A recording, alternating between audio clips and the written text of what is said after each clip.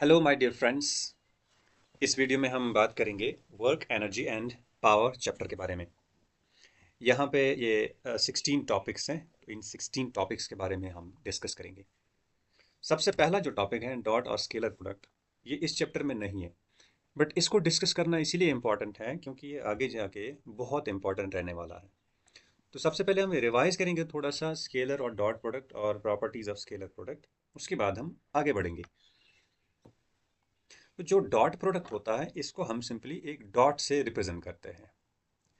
तो हमें जब हम दो वेक्टर्स का डॉट प्रोडक्ट करते हैं हमें एक स्केलर वैल्यू मिलता है। फॉर एग्जांपल अगर हम दो वेक्टर्स को कंसिडर करते हैं, ये है इधर वेक्टर ए एंड ये है इधर vector B. A and B के बीच में एंगल थीटा है। तो इस केस में इन दोनों का अगर हम डॉट प्रोडक्ट करेंगे vector A dot vector B, तो हमें ये रिजल्ट मिलता है mod of vector A into mod of vector B cos of theta. ये मॉड क्या है? मॉड सिंपली मैग्नीट्यूड है वेक्टर ए का, एंड इसी तरह से mod of B simply magnitude है वेक्टर बी का cos of theta. Theta is the angle between B and A, vector A and vector B.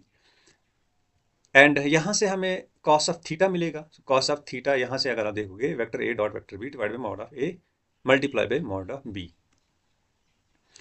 इसको हम ऐसे भी लिख सकते हैं, जो मॉड ऑफ ए है इसको सिंपली ऑफ ए लिखो, this is value of A और मैग्नीट्यूड ऑफ ए।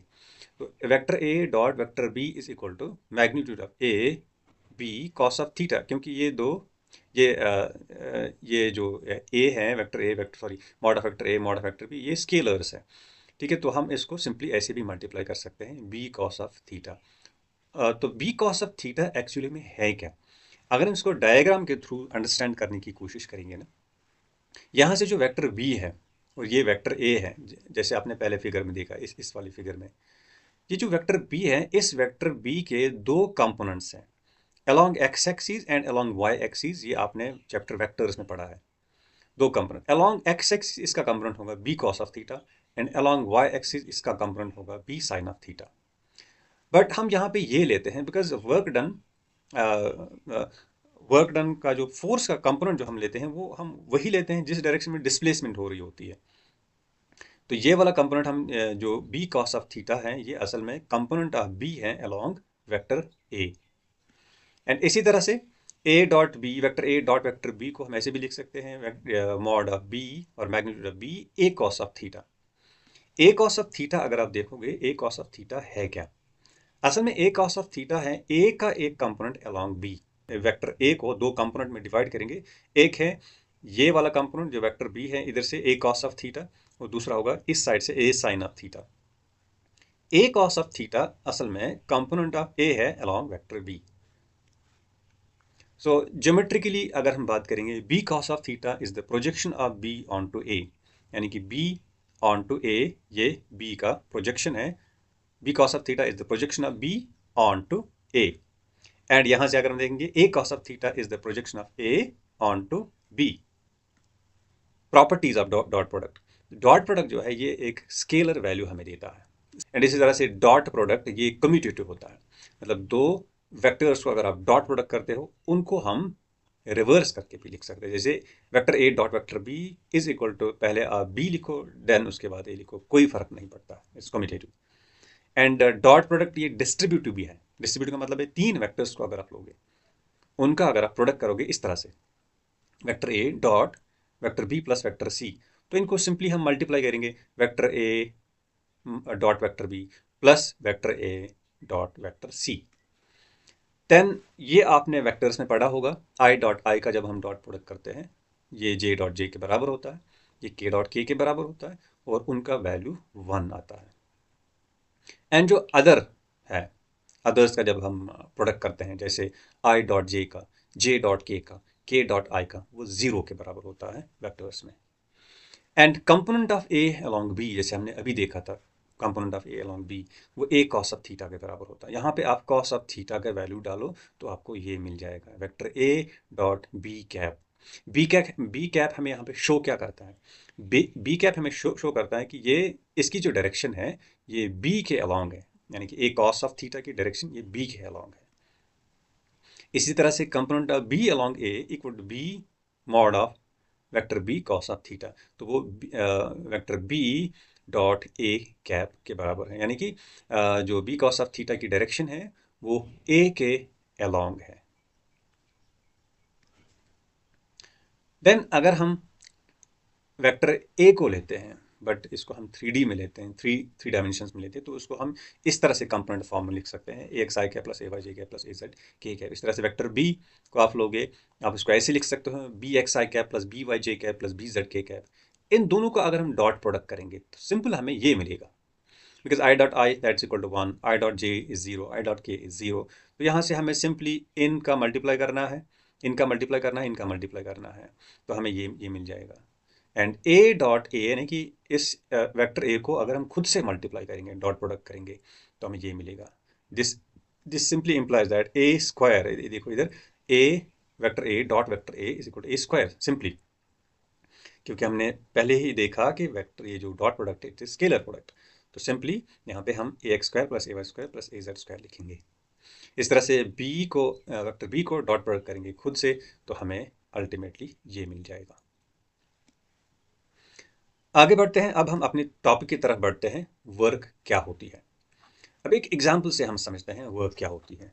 जैसे मान के चलो यहाँ पे एक ये हॉर्स है, ये हॉर्स इस कार्ट को पुल कर रहा है, हॉर्स एक फोर्स भी लगा रहा है और इस कार्ट को, ये कार्ट डिस्प्लेस भी हो रहा है, इसका मतलब वर्क हो रहा है, right. This horse pulling a cart does work, because work के लिए दो कंडीशंस होते हैं, वन फोर्स लगना चाहिए, इन सेकेंड डिस्प्लेसमेंट होना चाहिए।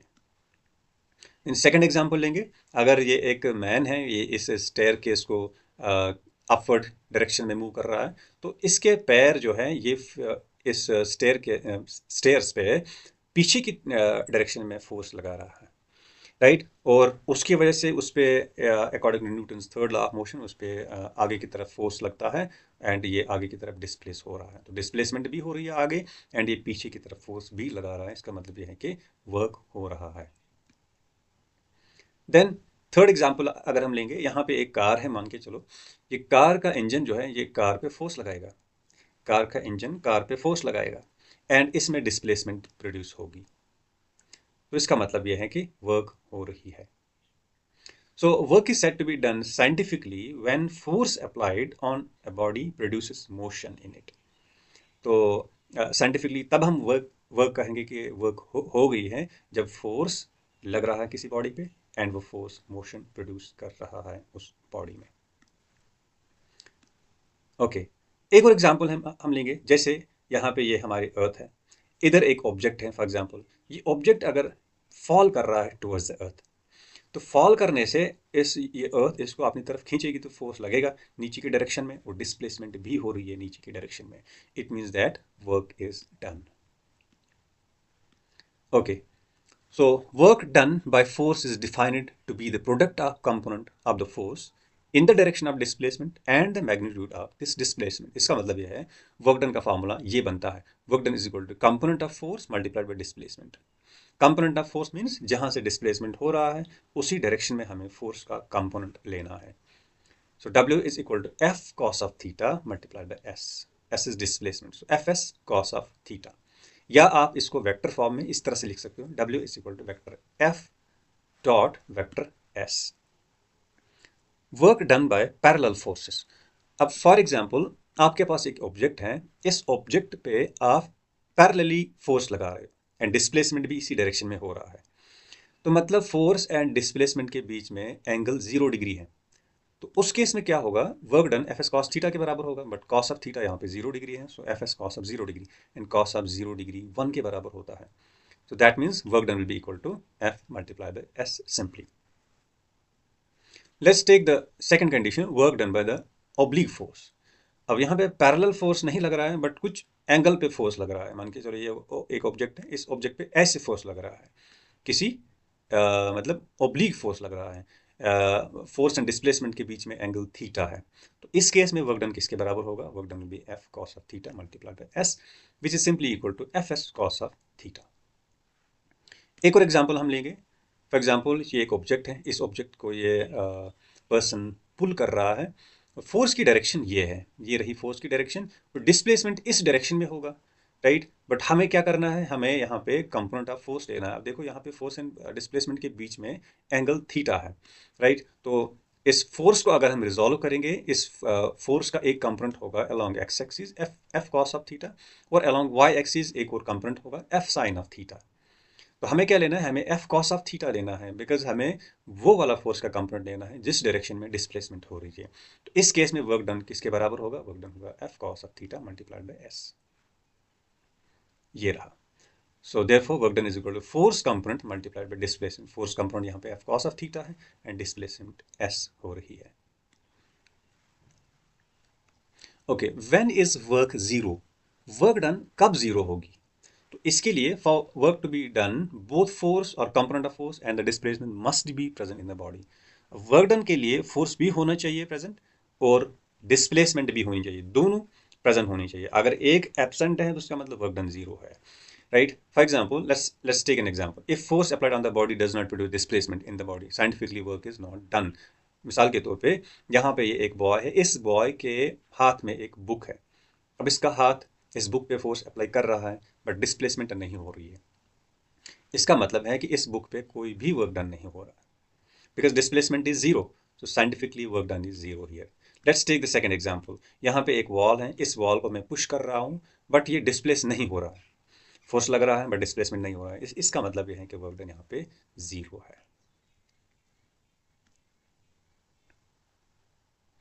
Okay, and second case, if force applied on the body is zero. अगर फोर्स बॉडी पे नहीं लग रहा है, पहला केस तो एक डिस्प्लेसमेंट नहीं हो रहा तो वर्क डन जीरो। अगर अब फोर्स नहीं लग रहा है तो इसका मतलब यह है कि साइंटिफिकली वर्क नहीं हो रहा है। Let's take the example. For example, अगर ये फ्रिक्शनल सरफेस है, हमने कोई ऑब्जेक्ट इस पे रखा और ये ऑब्जेक्ट यूनिफॉर्म मोशन कर रहा है, तो जब कोई ऑब्जेक्ट अंडर यूनिफॉर्म मोशन होता है उस ऑब्जेक्ट पे कोई फोर्स नहीं लग रहा है, राइट। तो इसका मतलब यह है कि यहाँ पे वर्क डन जीरो होगा, क्योंकि इधर कोई फ्रिक्शन ही नहीं है। तो फ्रिक्शन मतलब इसको अपोज नहीं कर रही है, तो ये कंटिन्यूसली अंडर यूनिफॉर्म मोशन होगा। तो that means work done is zero here because force is not present here. Work is a scalar quantity. ये हमेशा ये एक स्केलर क्वांटिटी होती है and it can be positive, negative और जीरो। तो जब नेगेटिव वर्क डन होगा तो इसका मतलब ये नहीं कि ये एक वेक्टर क्वांटिटी है, बिकॉज कभी कभी ऐसा हो सकता है कि वर्क डन नेगेटिव हो सकती है, डिस्प्लेसमेंट एक डायरेक्शन में और फोर्स दूसरे डायरेक्शन में लग रहा है, अपोजिट डायरेक्शन में लग रहा है, तो उस केस में वर्क डन नेगेटिव हो सकता है। डायमेंशंस ऑफ वर्क की बात करेंगे, m1 l2 t-2 एंड ऐसा unit of work that is joule. And 1 joule आपको अच्छे से मालूम है, 1 जूल क्या होता है। 1 joule is 1 newton into 1 metre, 1 newton metre. And एक जूल की अगर हम बात करेंगे, 1 joule is how much, 1 joule is the amount of work done when 1 newton of force acting on a body displaces it through 1 metre. एक body है, उस पर आप फोर्स लगा रहे हो और उस बॉडी में एक मीटर डिस्प्लेसमेंट हो रही है, तो इसका मतलब यह है कि आप एक जूल वर्क डन कर रहे हो, एक न्यूटन लगा रहे हो उस बॉडी पे और वो 1 मीटर डिस्प्लेस हो रहा है, तो that means 1 joule work has been done. CGS unit की बात करेंगे, सीजीएस यूनिट में इसका यूनिट अर्ग होता है एंड 1 अर्ग इज 10⁻⁻7 जूल और 1 joule is equal to 10⁻7 ergs. एक और यूनिट है electron volt. 1 electron volt 1.6 into 10⁻⁻19 joules के बराबर होता है। एक और यूनिट है 1 कैलोरी। कैलोरी 1 कैलोरी होता है 4.186 जूल्स। एक और यूनिट होता है 1 किलोवाट आवर, ये एक कमर्शियल यूनिट होता है and that's equal to 3.6 into 10⁻6 joules. Now let's talk about positive, zero and negative work. Positive work कब होता है, जीरो कब होता है एंड नेगेटिव वर्क कब होता है। पॉजिटिव वर्क डन की अगर हम बात करेंगे, अगर फोर्स या फोर्स का component acts on the body in the direction of its motion. अब देखो, जिस डायरेक्शन में मोशन हो रहा है उसी डायरेक्शन में अगर फोर्स भी लग रहा है तो इसका मतलब है कि वर्क डन वहाँ पे पॉजिटिव होगा। जैसे मान के चलो फोर्स एंड डिस्प्लेसमेंट एक ही डायरेक्शन में हो रहा है और इनके बीच में जो एंगल है दैट इज जीरो, तो यहाँ पे work done F S cos of theta and cos of theta is zero, theta is zero here, so that's equal to F multiply by S, और ये एक पॉजिटिव वैल्यू होगा, एक positive value होगा, right. Okay, work done zero कब होता है, work done zero तब होता है जब डिस्प्लेसमेंट जीरो हो, जब फोर्स जीरो हो। एक और कंडीशन है जब थीटा थीटा 90 डिग्री हो, यानी कि फोर्स एंड डिस्प्लेसमेंट के बीच में एंगल 90 डिग्री हो। ये है डिस्प्लेसमेंट की डायरेक्शन और ये है फोर्स की डायरेक्शन, इनके बीच में एंगल 90 डिग्री है। तो that means work done is equal to F S cos of theta and cos of theta, theta is 90 degree, so F S cos of 90, cos of 90 is zero, this means work done is zero here.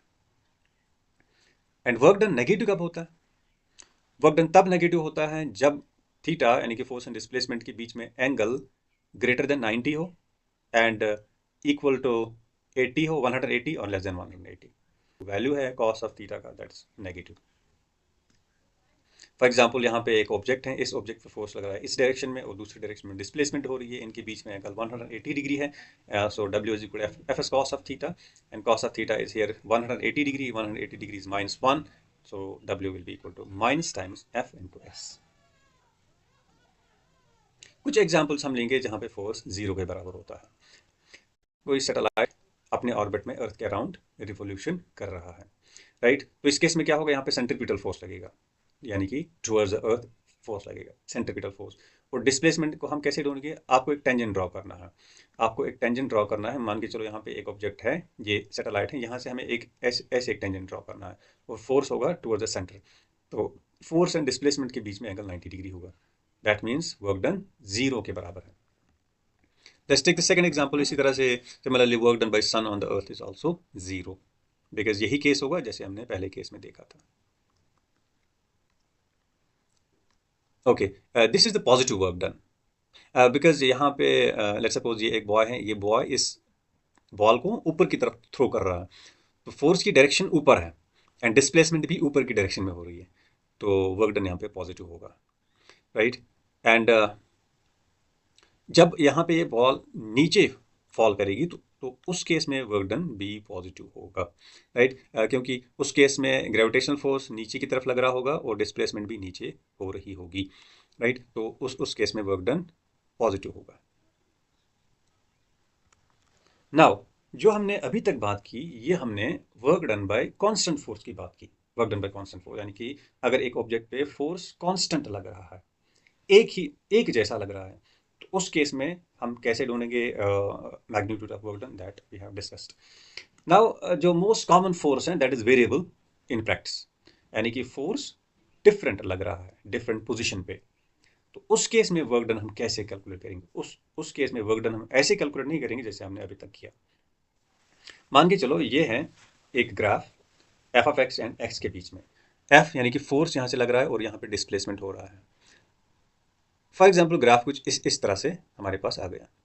Let's suppose this is X I, यानी कि initial displacement and this is final displacement, right. तो इस case में क्या होगा हम इसको छोटे छोटे डिस्प्लेसमेंट में डिवाइड करेंगे। यहाँ पे आप इसको छोटे छोटे डिस्प्लेसमेंट में डिवाइड करोगे, राइट। जैसे यहाँ पे तो एक यहाँ पे स्मॉल स्मॉल स्ट्रिप्स बनेंगे, राइट। एक स्ट्रिप का अगर हम डिस्प्लेसमेंट देखेंगे that is let's suppose delta x is a small displacement, right. तो उस केस में क्या होगा, ये रहा डेल्टा एक्स फॉर एग्जांपल, ये हमने एक स्मॉल स्ट्रिप ली, तो इस केस में क्या होगा, force F X may be considered to be constant over this delta X. अब देखो लेट्स सपोज हमने ये बहुत ही स्मॉल लिया, हालांकि यहाँ पे थोड़ा सा बड़ा दिख रहा है, हम इसको बहुत ही स्मॉल लिया यानी कि delta X tend to zero, almost zero के बराबर है ये डिस्प्लेसमेंट। तो उस केस में फोर्स क्या होगा, फोर्स तो कांस्टेंट रहेगा उस छोटे से डिस्प्लेसमेंट में, राइट। तो that means work done is equal to, उस केस में डेल्टा डब्ल्यू यानी कि small work done will be equal to F of x.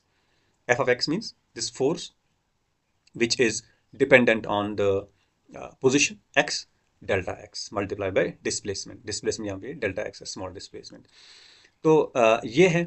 अब देखो यहाँ पे f of x dx जो है, this is the area under this strip और एरिया ऑफ दिस स्ट्रिप। अब देखो यहाँ पे जो f of x delta x है, this is area of this small strip. तो इसका मतलब ये है कि वर्क डन निकालने के लिए हमें ये स्मॉल एरिया निकालना है। तो आपने ये स्मॉल एरिया निकाला, इसका मतलब आपने वर्क डन यहाँ पे निकाली। So area is equal to delta A. Let's suppose this is delta A equal to f of x delta x. That's equal to work done, small work done. अब अगर हमें पूरे इस रीजन का area निकालना है तो हम क्या करेंगे, हम सिंपली इनका ऐड करेंगे, इस स्ट्रिप फिर ये स्ट्रिप फिर ये स्ट्रिप का एरिया फिर ये स्ट्रिप का एरिया फिर ये स्ट्रिप का एरिया, इस तरह से हम इनको ऐड करते जाएंगे। So therefore the total work done W will be approximately, क्योंकि यहाँ पे थोड़ा थोड़ा एरिया यहाँ पे बच रहा है, तो this is approximate area is equal to summation of xi to xf, यानी कि इस डिस्प्लेसमेंट इनिशियल डिस्प्लेसमेंट से फाइनल डिस्प्लेसमेंट तक आपको सम करना है। f of x delta x इसका सम करना है, f इंटू एक्स का, और f of x into delta x का सम करना है। And f of x delta x क्या है, ये एरिया है, ये देखिए इधर ये एरिया है। सो एरिया, तो हम ये कह सकते हैं कि अगर हमें टोटल वर्क डन निकालना है तो हमें ये टोटल एरिया यहाँ पे निकालना है, और we can say that work done is W is equal to total work done. Limit delta X tend to zero, यानी कि जो हमने यहाँ पे डिस्प्लेसमेंट ली वो ऑलमोस्ट जीरो के बराबर है, very very small, and that's equal to summation of X I to X F of X D X. या हम इसको इंटीग्रल मेथड में ऐसे लिख सकते हैं, W is equal to integration of X I to X F, यानी कि displacement initial to displacement final F of X D X. This is very very important formula, ये जो हमने लिखी W is equal to integration X I to X F of X D X, very very important formula.